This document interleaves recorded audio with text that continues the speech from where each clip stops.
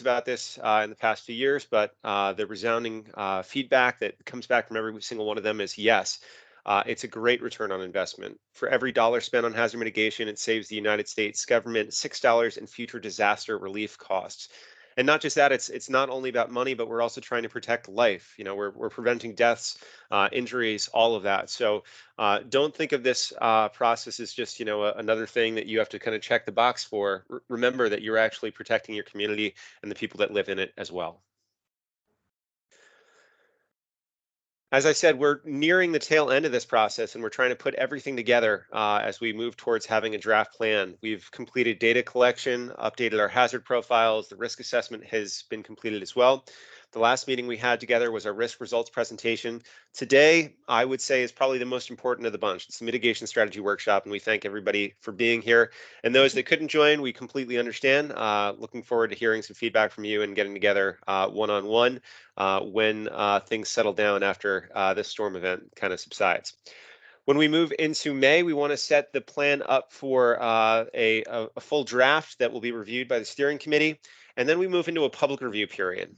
So it's a requirement that we have this plan posted for a full month. That gives the public a chance to review it, provide their feedback. If anything comes back during that public review, we would then return to either the steering committee or the individual municipalities that those comments would refer to. And once we get everything buttoned up and taken care of and we feel we've got a good product, we send it off to DSHS. They review it as the state reviewer, and then it's submitted to FEMA. So we're looking at a public review period in June or July, submitting to DSHS sometime over the summer, and then submitting to FEMA early fall of this year. In terms of other public outreach and engagement, remember we also have our Warren County, New York HMP website. So we've posted a whole bunch of information on there for the public to kind of keep abreast of what we're working on, to understand what the planning process is and how they can get involved.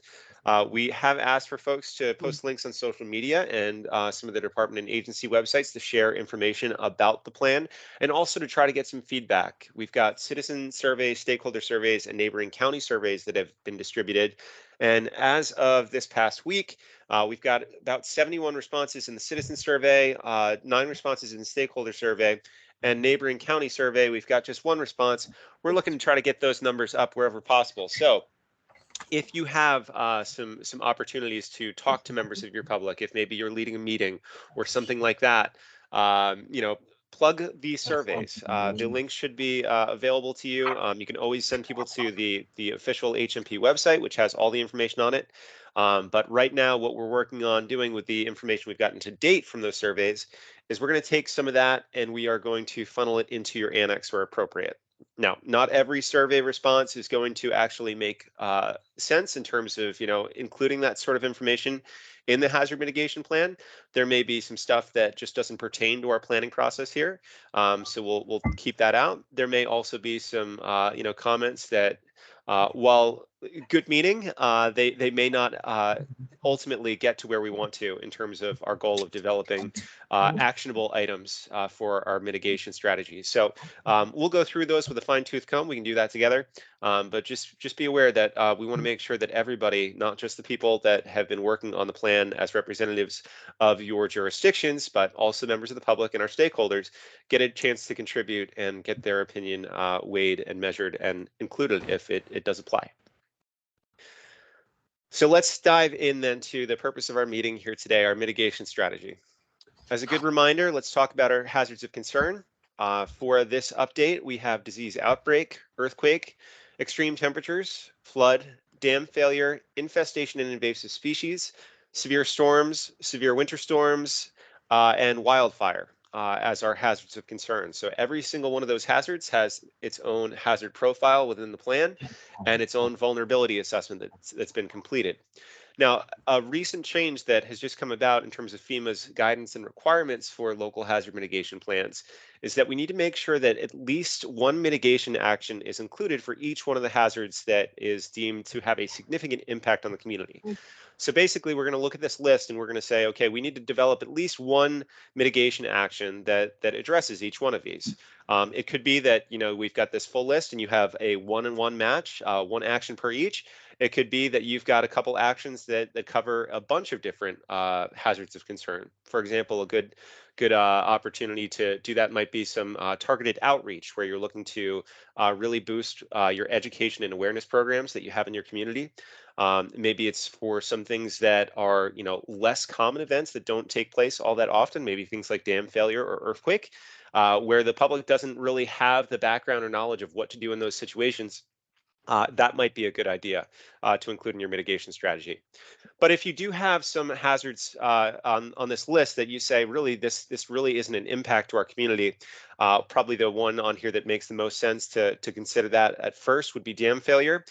We need to include a statement in your annex to indicate why your community doesn't need to address that hazard. So, for example, if you do not have any dams in your community and you are not at risk from impact from a neighboring community's dams, there's no chance of you having any sort of impacts of dam failure in your community. That would be a good reason to indicate in your annex, we're not going to develop an action there because really there's no need because we don't have any risk to dam failure. We can talk about any of the other ones as well as we have our one-on-one meetings moving forward. Hey, Chris. Yes. This is Jim from Warren County. What do you do when a municipality has dams in a different municipality? How do you handle that? That is a great question. As per the FEMA guidance, and Paul, jump in, correct me if I am not representing this the right way, but per the FEMA guidance, we should be addressing any critical facilities that are located within your jurisdictional boundaries. Those are things we need to consider, but also any facilities that you own that are in a neighboring community's jurisdiction. So if you, as a town, have a dam that is located in a neighboring community, you would want to develop a mitigation action for that dam. You would include it in your annex, but then you would work, and we will, help you out with this in terms of the back and forth and making those connections. You would also include that in the neighboring counties annex, neighboring communities annex as well. So the action would essentially be double listed to make sure that everybody is aware of the work that is proposed, what would need to be done, and the responsibilities for that. Okay, Chris, I am going to jump in. Great. You haven't said anything wrong. In fact, I'm very happy that you got everything right that you said. But that neighboring community that has the dam, they don't just include the action, they need to assess the risk from that to and from that dam. So if the dam failed, think of it this way: if the dam in the neighboring community failed, it's going to impact downstream folks that live in that community. So that's why they need to do their risk assessment for the dam. So when you see if it's a high hazard potential dam, there are certain information that must be included in the plan. It would be included in the annex of the plan where the dam is located. But I agree with Chris that it would be good that they might include in their plan the action with a reference that the community that owns the dam also has the same action and will take the lead on the action. Thanks, Paul. And yeah, we are keeping in mind high hazard potential dams. Those are the dams that I believe are Class C dams as per New York State DEC. So we are working as part of our development and mitigation strategy to identify the communities that do have those Class C dams. We'll be discussing that as we have our one-on-one calls. We'll also be going over the recent ratings for those dams because if they are of a lower rating in terms of safety, that does open us up to having funding available through the High Hazard Potential Dam Grant Program. So we'll be working on that with each community that does have high hazard dams and discussing what sort of options and opportunities might be available in the future.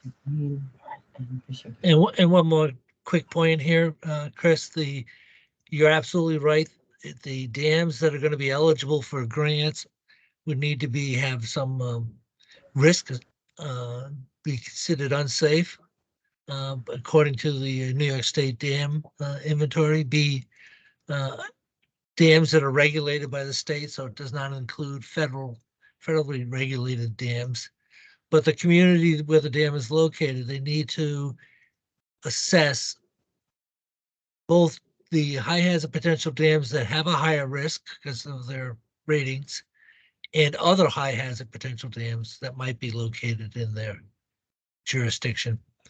I don't say most, but it's not unlikely that there's only one high hazard dam in a jurisdiction, but there could be two or three.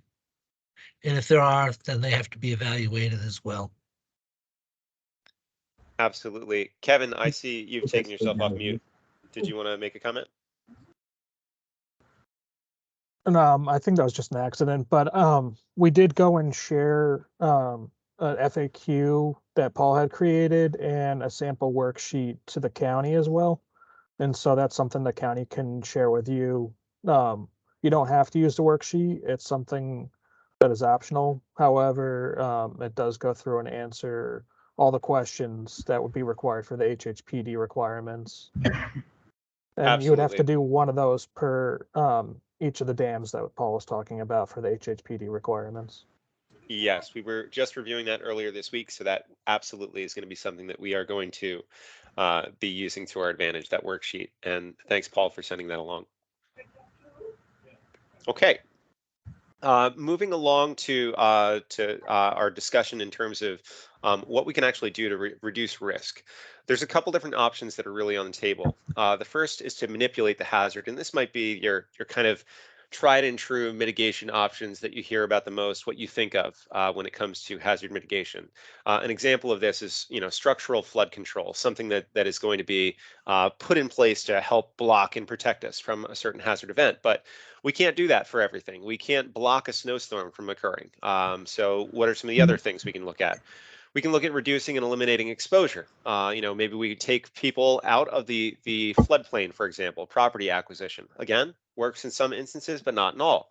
We can try to reduce the vulnerability by perhaps retrofitting an existing structure to make it stronger and less likely to be negatively impacted by a hazard event. That is going to work in some cases. It's not going to work in others. And then lastly, we can increase the capability. This is this concept about having better preparedness, making sure that there is good public awareness, that there's technical assistance, and that there is good planning and ordinances on the books, and more importantly than that, but proper enforcement of those good concepts to make sure that new development is built to a higher standard and that it takes into account the hazards that are present in your community. So there isn't a silver bullet when it comes to hazard mitigation. There's got to be a full strategy that is developed, utilizing a lot of different approaches to look at the particular hazards and the particular exposure and the particular structures or infrastructure that you're looking to protect.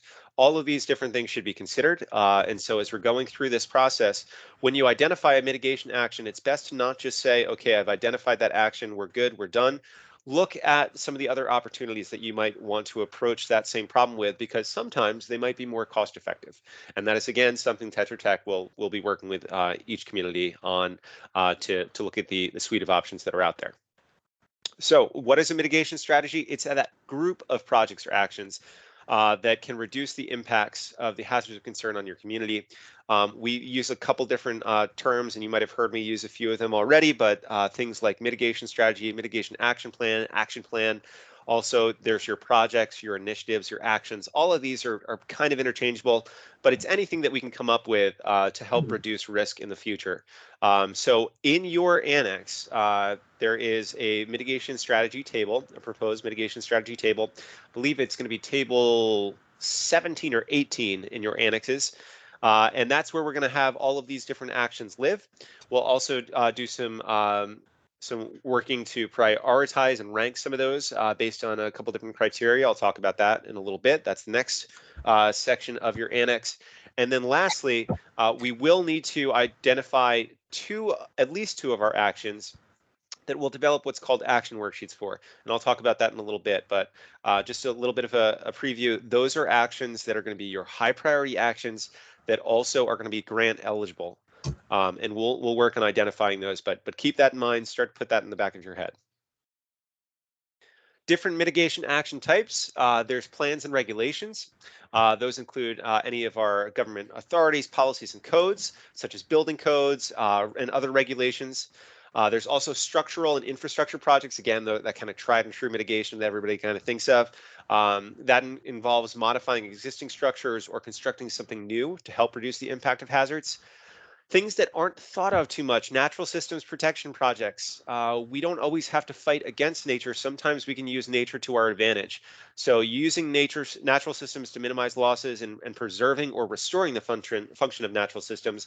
Good example of that, restoring natural floodplain function.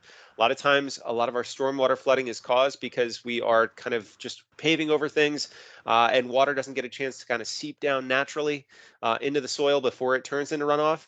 Any opportunity we can get to utilize natural function to our advantage instead of trying to fight nature is going to be beneficial and usually pretty cost effective too.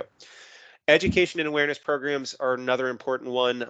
It's great to kind of sit back and say, yeah, we do our outreach, we do our education every year. We send out one flyer a year, we're good to go. The reality is education and awareness programs really need to be multifaceted. They need to be updated. They need to have new approaches because everybody kind of gets their information in different ways. So consider that as we move forward as well. If there are improvements or expansions you can make to your current hazard awareness programs to make sure that the public knows what they are exposed to and knows what to do in the right situation, that's going to take a lot of the burden off of your staff when a hazard event does occur, because hopefully they're not putting themselves in harm's way. And hopefully they've made some smart decisions in terms of how to protect their own property. So you're not getting the call every time there's a storm event that, hey, we had a tree come down in our house. Hey, we have another power outage because we didn't, trim our trees. Hey, we've got this, we've got that. We want to make sure that the public has all the tools at their disposal as well, in the same way that your municipal officials will hopefully have more tools at their disposal after this planning process. So let's talk about New York State requirements, because there are FEMA requirements for hazard mitigation planning, and then there are the requirements that the state of New York has. As I mentioned, we need to develop at least 2 action worksheets. If you have a regulatory floodplain, meaning that you've got a special flood hazard area that's mapped on your flood maps, then at least one worksheet must address flooding. And that's pretty typical. We end up with a lot of actions in our plans pretty commonly that work to address flooding. So one of the examples there, I did send follow-up emails to probably about half of our communities yesterday to let you know that you had a repetitive loss or severe repetitive loss property within your jurisdiction. That's a property that has flooded a certain number of times and gotten a certain threshold of property damage over that time period. Whenever that occurs, FEMA wants to take care of those properties. They don't want to keep paying out every single time there's a flood event. So they're pushing us, for a good reason, to make sure we are putting some sort of action in place to address repetitive loss. Usually we're going to be talking about elevations of homes, bringing them above the flood elevation, or if it's a severe flooding situation where really it's not safe to remain in that location, we may discuss buyouts. There are a lot of funding programs out there that can help take care of addressing these, but there's some simple things that we can do in terms of including these actions, but also something that we have to keep in mind is that repetitive loss and severe repetitive loss properties are protected under the Privacy Act, meaning we can't share the names of the property owners and we can't share the addresses of the homes. However, it's good to include information such as the specific neighborhood where flooding tends to occur and impact residential properties. And if we can zoom in as far in as the street, that's fine too. But we just can't say it's on 99 Flipper Avenue. That's the exact location that we're trying to address. We can't do that. So we need to be a little bit veiled, but as zeroed in as possible. Other things we want to keep in mind for New York State requirements: any critical facilities that are located in the 100-year floodplain, that's the special flood hazard area, or the 1% floodplain, those are all the same terminology for the same thing, those must be protected to the 500-year flood event. If they're already protected, we have to note how, but if they're not protected, we need to develop a mitigation action there. The good news here in Warren County is that there's not too many critical facilities that are located in that 100-year floodplain. The majority of them are dams, and we're already looking at dams under a microscope already as we're working to identify those projects that might be eligible in the High Hazard Potential Dam Grant Program. But again, if you do have a critical facility that is in the floodplain, and dams obviously are going to be in the floodplain anyway because they're attached to water, we need to make sure that they're protected to the 500-year flood level, or we're going to develop an action that tries to get them there. Another requirement in New York State is we have to plan for climate change and propose actions to address climate change. So what we're talking about here is noting that a lot of the work we do in our risk assessment is based on previous events and probability of occurrence based on what has happened in the past. We know that climate change is leading to some changes in the severity and frequency of some of our hazard events. Some events are probably going to be a little bit less prevalent. Maybe we're not going to have as many cold snaps in the future because the planet's warming up. But a lot of what we're seeing is a worsening of situations, that we may see more extreme heat events. We may see more severe thunderstorm events and heavy rainfall events. So we want to keep that in mind and include actions that address the potential for future conditions making things a little bit worse, factor that into the development of our mitigation strategy. In terms of what we need to include for our actions, and I'll dive in a little bit deeper here in a minute, but proposed action. Yes. I'm sorry, this is Beth with New York State. Sorry. It looks like you're using the old standards. We recently did release the 2022 standards. So it is there's just to clarify a few things.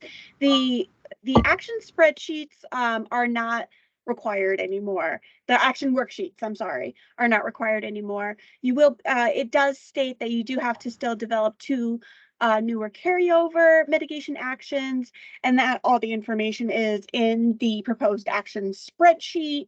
And then in jurisdictions containing a special flood hazard area, one of the actions must be a project that addresses flooding. The climate change was also removed because it is redundant to the updated federal requirement. So you still need to address climate change. It's just no longer a New York State standard. Gotcha. Yeah. So in that one, good clarification. That's it was a New York State requirement because it was above and beyond what FEMA had. Now FEMA is making that one of their requirements. So it's kind of the new baseline rather than an above and beyond standard specific to New York State. Yes, and if you need those updated standards, I'd be happy to email them to you. Excellent. Thank you so much. You're welcome. Beth, this is Cynthia. Just to clarify, I heard that we don't need the action worksheets, although the information on them will be included in our mitigation strategy table in general. But what about the 2 actions? Did you say we still need at least 2 actions in the plan? Correct. Okay. Yes. Thank you. You're welcome. Infestation. All right. In terms of the specific, I kind of jump in here. Yeah, go ahead, Paul. Based on Cynthia's comment, you need to have an action for every hazard. Every jurisdiction has to have an action for every hazard. That's new interpretation by FEMA that was announced 11 months ago. It goes into effect next month, so it'll be the standard that this plan will be held up against. So if you have a vulnerability, now, not every town or village would have the same list of hazards necessarily. So I think the plan will identify which are the hazards of concern to each of the towns and villages and cities in the county. But if it's a hazard of concern to your area, you need to identify the biggest problem you have there and what action will be taken to address it. So that tells me that I think people should start really taking a close look at the full list of the hazards they've identified, because they may have identified them just because it was politically correct to not leave anything off the list. To really need to think hard about whether this is really something that you need to do something about. And if it's a hazard that's included in the plan by one jurisdiction and not another, I think that's a good tip off. If you're not going to include it in your town's list, you need to explain your rationale for leaving it off the list. And I suspect that a lot of times there'll be hazards where the action that you want to take will be an educational action. And that could be something that a bunch of towns could work together on. And then each individually would educate their own residents. So it's not going to be extremely onerous necessarily, but the requirement did change. So it's not just a minimum of 2 actions, it's an action, it's one action. From FEMA's perspective, one action at least for each of the hazards being identified. Thanks, Paul. And yeah, that's definitely something that we'll review with each community, especially when we're talking about things like dam failure that are very location specific. So let's talk a little bit about some of the specific information that we want to include in our mitigation strategy. We definitely want to include as much specific information per action as we can, but there are some things that we absolutely need to include. Things like the project lead, who is going to be in charge of overseeing and potentially carrying out this action. The estimated cost of the action. That can be difficult. Sometimes we're going to have to say, just a low, medium, high, and we've got some different thresholds that we can use for that. But if at all possible, we want to give a ballpark estimate. The timeline. When is this project going to be started, and even potentially when will it be finished? We know all of that is really tough to come up with, but that's why we're doing some of the work now, sitting down and thinking about this. And we also need to identify whether or not this action involves a critical facility. All of that information is going to be included in the proposed action table. And in that table, again, I think that's table 17 or 18, every cell of that table will end up being filled out. So you can already see in those drafts that were sent over to you by Cynthia, most of your actions already have most of those cells filled out. And I was able to take that from information you've already provided. However, we want to make sure that you review the information that's already in there to make sure it's still accurate, because some of it is from carryover actions from the last plan. Some things might have changed.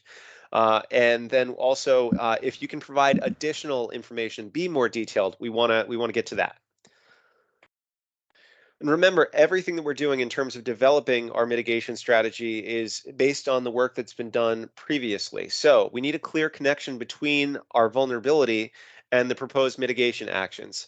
You can say, okay, yeah, I'd really like to have a new updated municipal building because it's an older building and I'm sick of looking at the wallpaper from 1972. I think you deserve that building. I think you need you should get a chance to work in a building that you're happy working in. However, when it comes to developing mitigation strategy actions, we need to make sure that what we're proposing is tied to certain things that have been identified in our risk assessment or capability assessment. So, for example, you might say, yeah, our municipal building is outdated. It wasn't built to modern building code. It is a critical facility. It's going to be the center of operations during a major hazard event. We need to have people working here safely. So we need to make sure that we retrofit this building so it can properly withstand those events. That is a great action, and we can start talking about the details of that. You might even say, hey, we need to build our current municipal building is located in the floodplain. That's not great, because if it floods and we're trying to provide services to the community and make sure we're able to respond to that flooding event, if we ourselves are flooded, there's no way we can help. That might be a good reason to build a new facility in a new location, or try to even move that facility to a new location, a safer location. That's a great mitigation action. But just in terms of looking at things as yeah, I want this because it would make me happier. I want you to be happy. I'm not sure if FEMA or the state wants you to be happy as much as I might, but they're only going to fund projects that really have that clear connection to the risk assessment or the capability assessment. That's why we did all that work with our worksheets. That's why we did all the work on profiling our different hazards of concern and developing the information there for you to use.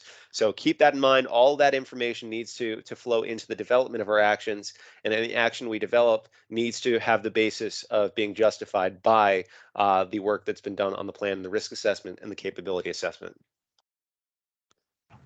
So how do we get here? How do we move all the way from just saying, yeah, we've got problems to, making a full plan that provides some of the solutions? We went through the exercise to identify our hazards of concern. We went through talking about problem areas as part of the risk ranking worksheets that you got at that recent risk ranking meeting. You provided some great information there. If you'd like to revisit that worksheet after today, just let me know and we can kind of redistribute that and add some more information to it. We've taken some of the information from there, we've put it into your mitigation initiatives table. And then again, we're going to develop some action worksheets. I know it's not a New York State requirement anymore, but for anything that you want to pursue that would be FEMA grant eligible, it's a good idea to develop these action worksheets. So we'll look at developing these ones for your actions that you would like to apply for FEMA funding support. They're specifically designed to collect the sort of information that you're going to need for a federal mitigation grant application. So we identify a bunch of information that goes a little bit above and beyond some of the other actions to help save you time in the future, so that when there is a posting asking for applications, you don't have to start from scratch. You can pull out this action worksheet and be ready to go. So what are we focusing on? We need a stronger connection between the risk assessment and the mitigation strategy.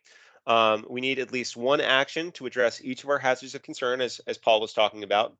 We want to develop more specific actions. So if we are carrying over actions from the last plan, that's great. We're not expected to, complete every single action that's identified every 5 years. We'll check a few off the list, but there's going to be some carryover ones. But with those actions, we want to be more specific. So give us specific information about those actions, where they occur, how long it's going to take, things like that. And remember, we want to include a diversity in our types of actions.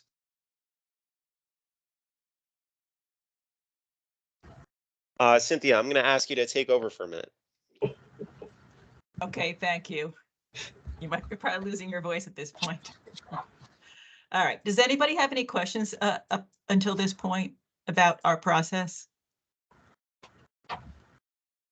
Okay, so we had provided this presentation to you prior to the today's meeting, and we did include a bunch of slides on developing your mitigation action worksheet. So what we'll do is we will talk about and focus on how to update our mitigation strategies, but we may not focus on those worksheets today to give you more time to answer questions. And then I will regroup with the county to decide, whether or not that the action worksheets are something that we want to pursue. As Chris said, it really does help to align a project for grant funding because it does have all that information there. Okay, so in terms of updating the mitigation strategy, again, as Chris had noted, it's aligned, it has to be aligned with our plan. So if you recall, during our previous meetings, we talked about the goals and objectives of our plan. We have a number of them. I believe there are about 7 or 8 of them. They have to do with protecting property, protecting lives, looking at the issues with the high hazard potential dams and so forth. So a good place to start when you're trying to develop your mitigation strategy is to review those goals and objectives for the plan and to see whether or not that inspires some thought as to issues that could be addressed that are associated with those goals and objectives. Then we would like to look with our problems and our problem statements. So this county has been really unique in that each community that has provided their homework has really done a very good job identifying problems and problem areas. So with the completion of your risk ranking worksheets, most of the communities have answered the questions as to where the problem areas. Are there critical facilities that don't have backup power? Are there, different areas that are, have repeated flooding issues and so forth? Are there localized flood issues? All of those problems that have been identified are very good candidates for your mitigation actions. So we're also looking at your critical lifeline facilities in the floodplain. As Chris mentioned, actually, there are 0 critical facilities in the floodplain except for dams, according to our analysis. So that's pretty interesting. And then we will be asking those communities with those high hazard dams to provide mitigation actions to address those. So next slide, Chris. And I can jump back in. Thanks, Okay, thanks, Cynthia. thank you. Sure. Fighting off a little bit of a cold. Got a toddler at home who is in daycare, and he just brings home every bug under the sun. So, thanks, Cynthia, for having my back a little bit while I went to cough. As we work to update the mitigation strategy, we do want to identify those new actions in addition to our carryover actions.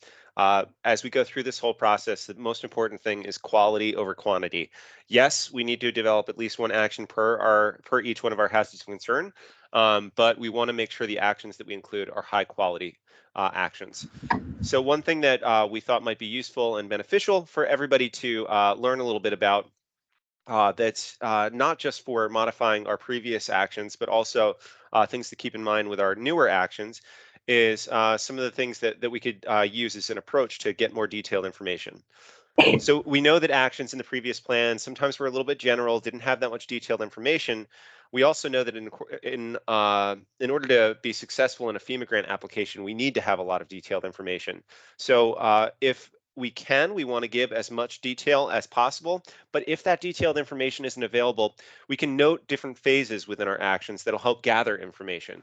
So for example, you may have a structural project that you're interested in pursuing it. Maybe you want to replace a culvert that is undersized, but you don't know what size is needed. Part of your description of the action could be to have an engineering study that is going to identify those specifics that will give you the necessary information that you would go ahead to move into the construction phase. So keep that in mind. We want to make sure we're getting as detailed as possible, not only with our old actions, but with new actions we identify too. So let's give an example of a previous problem and action. So previous problem might have been critical facilities require backup power, and the solution was acquire backup power for critical facilities. It's pretty straightforward. However, we don't know where this is taking place. We don't know what it's going to take to carry this out. We don't know when it'll happen, and we don't know why it's so important to give these critical facilities backup power. What makes them critical? So we might try to update this. We might say that town hall lacks a backup power source, and that town hall houses the emergency operations center and can also serve as a backup shelter, and that a lack of power results in a breakdown of continuity of operations, and that would prevent the town hall from providing critical services. The solution, we might say that the town engineer will work with the Office of Emergency Management to research and purchase the appropriately sized backup generator for town hall, and then town DPW will install the backup generator and necessary electrical components and be responsible for testing and upkeep of the generator after installation. So notice in our solution here, we've identified who is responsible for starting things out, who is going to carry out the actual construction, and who's going to maintain this after it's put in place. If you wanted to go even further, you might be able to say how many people can fit in your backup shelter as a backup shelter here for approximately 100 people. You might also have information about the size generator you would need and some specific information in terms of where it could be installed. Include that if you have it. That's great. If you don't, then we can keep it a little bit more general. So again, the goal is to be as specific as possible where we can be.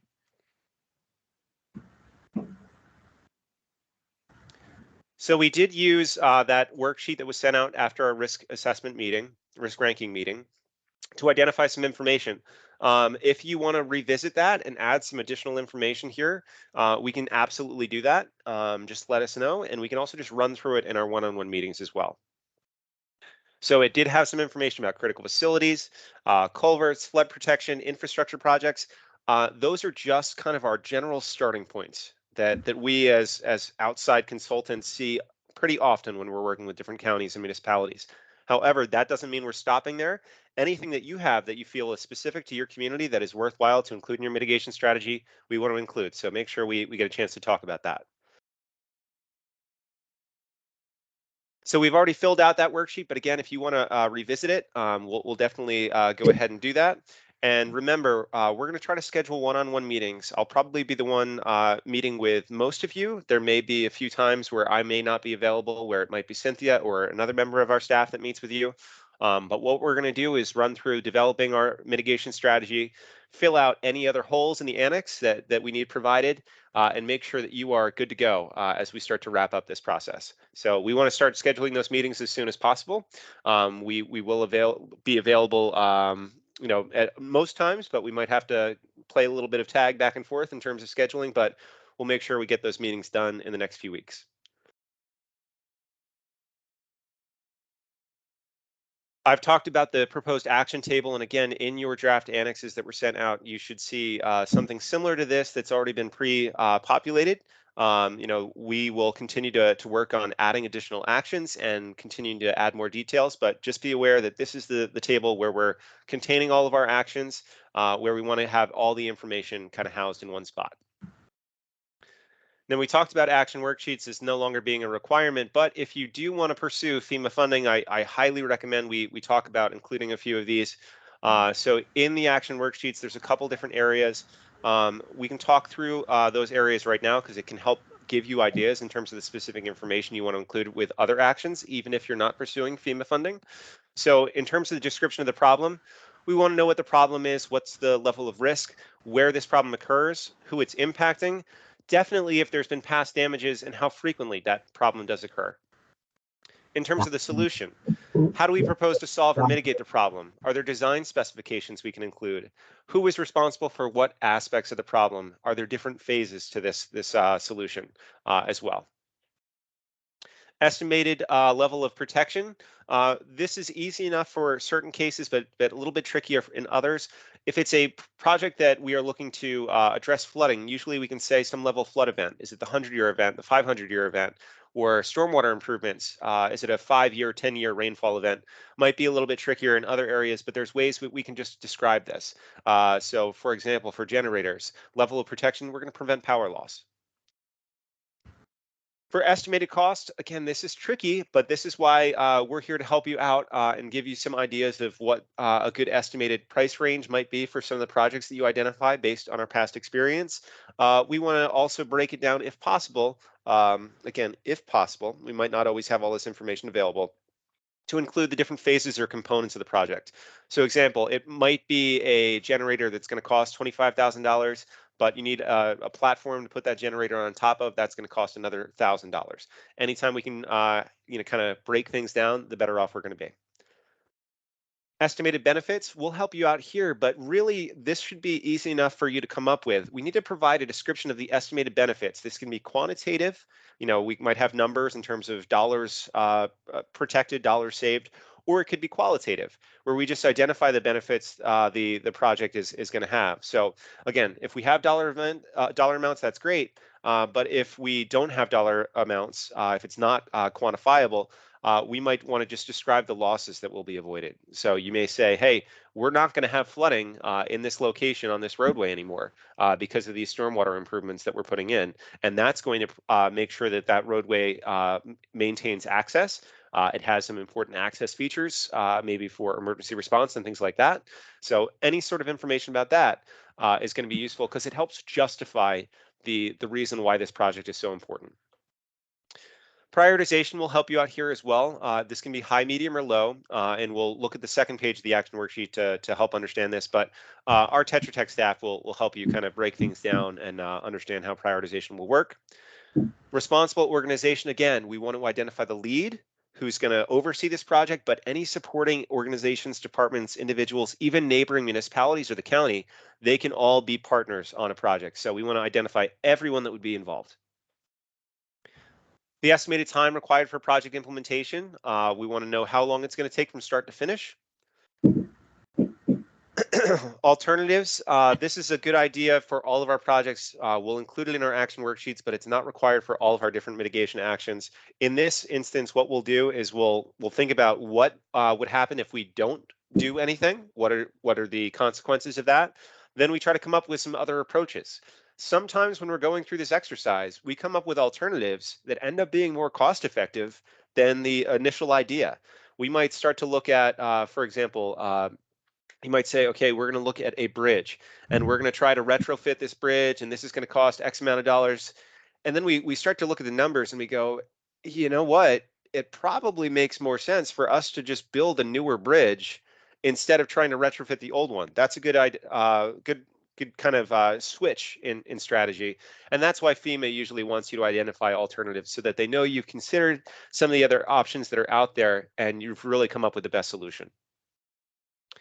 I And mentioned, Chris, that generally applies to all of the actions, not just the couple that may end up on an action worksheet. yes, You know, we really want, it makes sense, you know, if you're going to be doing something, you're spending tax dollars on it, that you've thought about various ways the problem can be solved, and you want to make sure you're agreeing on it's the action that you're going to pursue is the one that makes the most sense for you.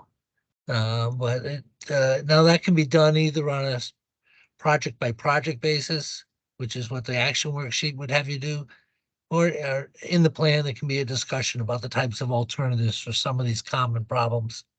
You know, like we see a lot of proposals to expand the size of culverts, which is fine. It's a mitigation activity, but there also could be it might be addressed through reducing the amount of stormwater that goes through the culvert by building some detention ponds or retention ponds, or changing a regulation that would include porous pavements for large parking lots and things like that.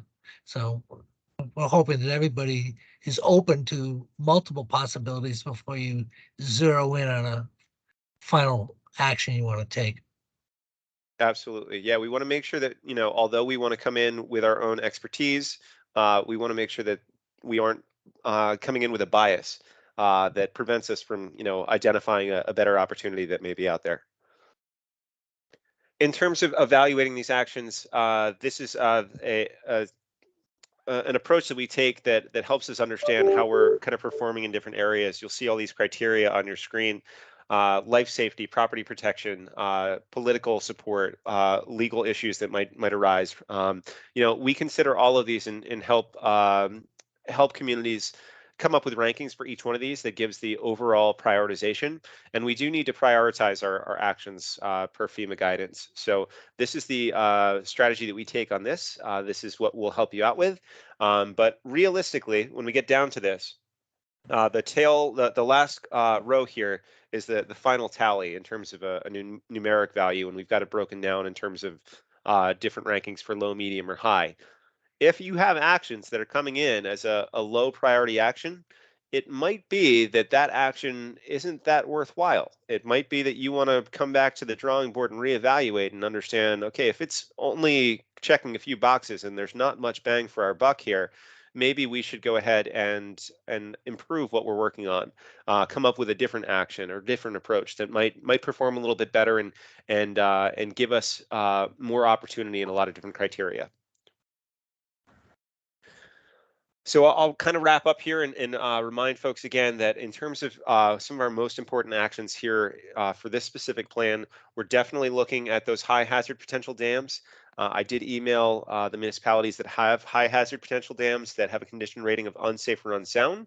But if you have any high hazard dams, and we'll be including that in your annex as well, if they're kind of teetering and maybe in the next few years they may start to break down, they may need some updates there, let's start to think about mitigation actions and get out in front of things.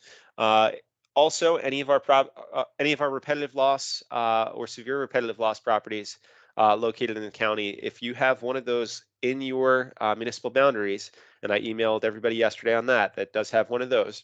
There's only a few, easy enough to address, but we still need to address them. We need to develop a mitigation action there. So I'll be working, hand in hand with you to help identify the approaches to take there. The last thing I'll really say as we start to wrap up my side of the discussion before we open things up for any questions or ideas or comments that you may have is to approach your mitigation strategy in a way that you're trying to convince some reviewer, in this case probably FEMA or the state, that the mitigation action that you're identifying, that you're coming up with, is really worthwhile and needs to be done and needs to be supportive. You're trying to write a persuasive essay using all these different boxes, because the end goal is trying to get some funding support for these projects. If you look at something that you've developed as a mitigation action and you read it and you're not convinced that is an important action, then there's two approaches to take. You can either go back to the drawing board and come up with a new action, or you can go back and try to add a lot more information and try to justify why that action is so important. So put yourself in the mind of a reviewer and ask yourself as you're developing your actions, is this something a reviewer would look at and say, oh yeah, this is important? Or is it something they're going to say, yeah, no, not today? Keep in mind that you're trying to advocate for your community in terms of justifying these projects, making sure that they are developed to the best of your ability so that you can hopefully implement them in the future, either with your own funds or potentially with funds from the state, FEMA, or some private groups as well. And we'll try to identify as many of those potential sources as we can. So to wrap up here from my side of things, in terms of our schedule, we want to complete those worksheets as most of you already have. And then we want to schedule a meeting with either myself or with some of our other staff, but probably we'll have you reach out to me first before March 31st. So sometime in the next month, we want to get those taken care of. We'll work with you to complete your actions and, again, plug in any remaining gaps in your annex. We're going to then work to get the draft plan to the steering committee by the middle of May, and then get the final draft plan to DSHS and FEMA, hopefully late summer, early fall, and then move into the adoption phase. So that's kind of where we're at. We're kind of in the penultimate step of this process. This is where we just gotta, put our head down and just finish strong, and then we'll be kind of cruising to the finish line, hopefully, as we move towards the public review and the state and FEMA's review. With that, I'll open the floor for any questions that folks may have about either the planning process as a whole, or even if you have specific questions about mitigation actions that you may have in mind that you want to use this opportunity, where we do have folks from the state and FEMA on the line, to kind of bounce ideas off of our collective heads and hopefully come up with some really strong actions. So I'll open the floor. Okay, thanks. This is Cynthia. Before we open the floor, I just wanted to make a comment about scheduling your meetings with Tetra Tech. We did ask you to schedule them before March 31st. That means please reach out to Chris to schedule a time. So if you're not available before March 31st, that will be okay. We just want to make sure that you take the action to schedule that meeting to make sure we have it on the calendar. Okay. Hey, Cynthia, this is Jim. Mm-hmm. So if any community wants me there when they do the meeting, I'm happy to do that. Last time, oh yeah, I enjoy everybody. And secondly, I just wanted to check because so before we had asked John Gibb to focus in on several communities in particular to provide assistance, but at this point, can John assist any communities? Are we gonna? Yes, that is true. John can assist any communities. He does have limited availability, so we did highlight a few of the communities for him to focus on. Those communities have not reached out to him, as far as I know. So certainly, if another community would like to coordinate with him, that's fine. And it might be worthwhile, to have a meeting and have both you, Chris, and John on the line. To make sure that you're getting a full perspective on the issues. All right, thank you. And I'm going to put the contact information up on screen. My contact information isn't up there, but I just sent my email in the chat. And you also probably are going to get emails from me that I'm CC'd on, or I'm emailing you directly in the next few days here. So just want to make sure you have the opportunity to get my contact information. Can you answer? Did your mic on? It was. It's not on. Okay, so did anyone have any specific questions or questions specific to a problem area that they've highlighted already in their community? A particular project that you would like to fund and implement in the next 5 years? It's not about that.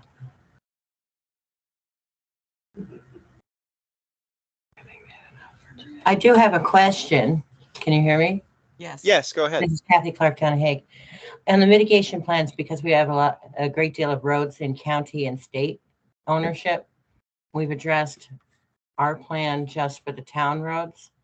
Has the county submitted a plan for the county roads, and has the state submitted a plan for the state roads? Or are we supposed to include county and state roads within our plan? That is a great question. Now, remember earlier we were talking about what happens if there is a dam that is in our neighboring community that we own. So it's not within our municipal boundaries. It's over in our neighbor, but we actually own that. We would double list that action. That's the way we try to make sure that everybody's on the same page here in terms of identifying the problem and what needs to be done. So in the instance where we have the county, the great thing about this process is it's multi-jurisdictional. The county has its own annex. If you've identified an issue on a county roadway, then we should include that in your mitigation strategy and say that you're going to work with the county, and we're going to share that with the county and say, hey, we've got an issue, an area of concern on one of your roadways. Would you like to start, going back and forth with our local municipal reps, understand what the problem is and how you'd like to address it? Usually issues like that, there requires some level of coordination anyway, so we want to get the ball rolling. In terms of state roadways, we don't have the state DOT as one of our planning partners, but we can use this planning process to kind of elevate those issues. And an action doesn't just have to be, here's the solution. We can include some actions that are just first steps in a process. For example, corresponding with state entities that have responsibilities for infrastructure in your community and making sure that they're aware of the issues that are facing you on their infrastructure, and also trying to provide support where possible with data and information that will allow them to better understand the problem and potential solutions. So we'll try to identify a couple different approaches there and try to work with everybody that's at the table to make sure that we have some solutions. So the county isn't participating in this, it's just municipalities. No, the county is participating as well. They do have their own standalone annex. So they are identifying actions from their perspective as well for their critical facilities and their infrastructure. So we can contact them and share their responses into our plan? Yes, absolutely. Who would that responsible person be? You can either funnel it directly through our Tetra Tech staff and we'll work back to the county, or you can probably reach out to Jim. Yeah, that's Jim. fine, Kathy. And then it'll just get run. It has to, I mean, if it's a road, a county road in the, in Warren County, it's going to go to Kevin Ajos. So, Okay, so you can send it to me. And actually, as one of the to-do items that I listed was to reach out to he and Ed Downey at the county to see if they have reviewed this, to develop basically one area in each of the communities on a county road that has flooding. We were sitting here talking as we were muted, and we came up with one in the town of Warrensburg in a short section that's a county road in the hamlet. So that's exactly what we were talking about. thank you. Great question. Any other questions?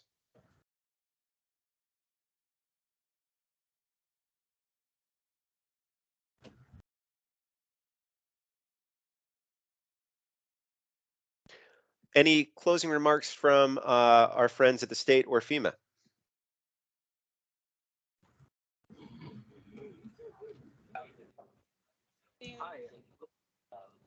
Oh, we've got a hand raised from John Wilkinson. John? Hey, thank you. This is John Wilkinson. I'm the environmental specialist with Dishes. And I just wanted to say kudos for the comment about the generator location specifics. That can really expedite EHP review or even demonstrate the project could be categorically excluded. So that's really good info to put into your actions and your applications as well. Did you hear that, Keith? Excellent. Thanks, John. Put the generators in.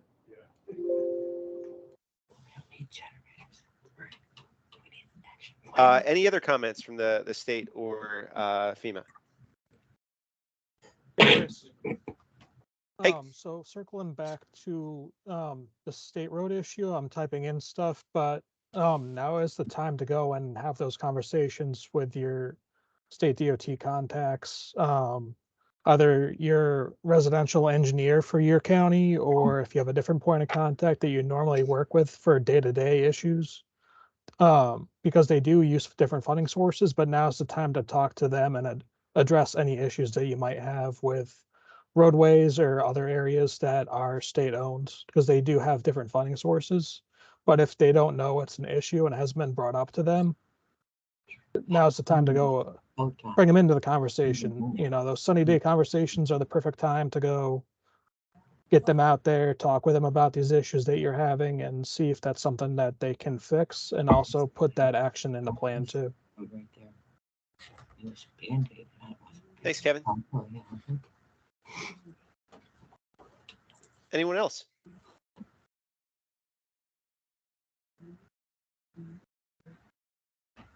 This is Paul. Hey, Paul. I don't really have much to say. I think good conversation today. Generally though, nationwide, FEMA is really putting an emphasis on making sure that we're not overlooking anybody or any types of population. So as you're thinking about where there are vulnerabilities in your jurisdiction, thinks about people that aren't always able to get to meetings, or maybe they don't even have internet access, or they don't have a lot of wealth, and they may be vulnerable to natural hazards, and maybe that's where some of the attention in the plan should be placed.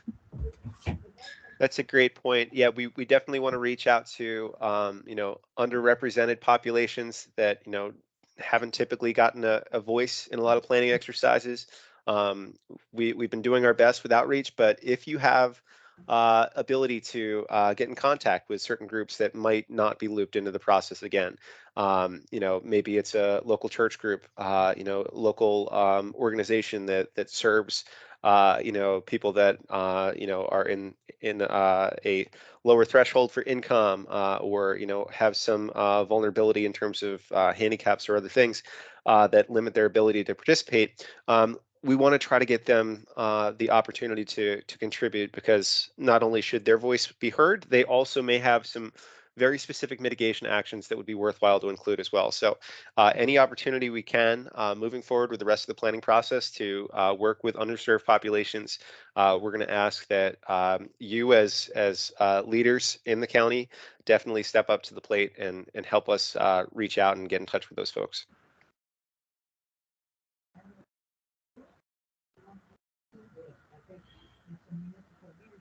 All right, if there's no more questions or comments, Jim, anything in closing?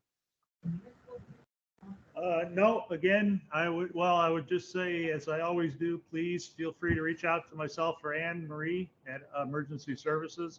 I know a couple of communities get a hold of me, when we're doing the sheets, and I try to provide the information. If not, I send them to you. But again, I'm happy to come out. I'm happy to come to the office if that's even easier. And if you want more assistance, just feel free. So, and record your time. Okay. That's right. Well, thank you everyone for spending your time with us today. We are here and available to answer your questions. And I have to say that we've been really impressed so far with all of the input, and look forward to wrapping up this plan, getting it approved, and seeing how this can support the increased resilience in your communities. So with that, I'll say thank you and good day. And again, feel free to reach out to us as needed. Thank you. Thank you. Bye-bye. Thanks, everyone. Have a good day, everyone.